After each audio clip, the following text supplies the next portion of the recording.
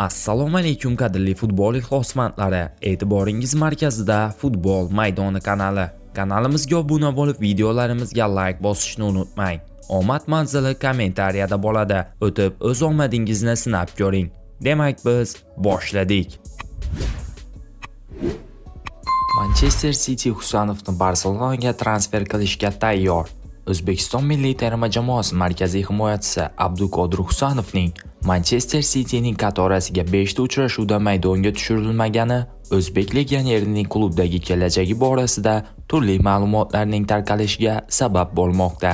So'nggi ma'lumotlarda shaharliklar bosh murabbiyi Josep Guardiola 21 yoshli futbolchi Yevropa futboli tempiga ko'nikishi va tajriba to'plashi uchun uni ijaraga yuborishga qaror qilgani, klub mutasaddilari sotib yuborishni ko'zlayotgani haqida xabarlar tobora ko'payib bormoqda.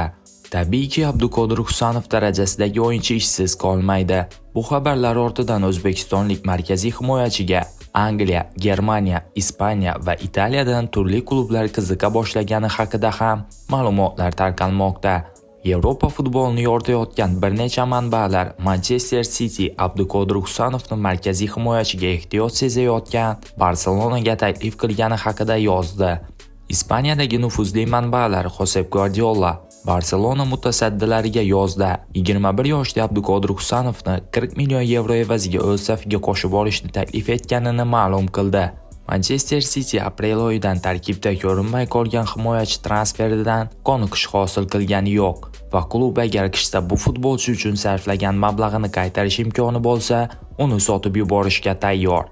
Yosh futbolchi City'da yuzaga kelgan vaziyatdan norozi. U ham o'z agentlariga vaziyatdan chiqish uchun boshqa klublar bilan bog'lanishni so'ragan.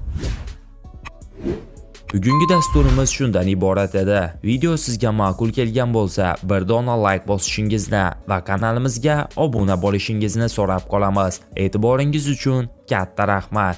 Bizni kuzatishda davom eting.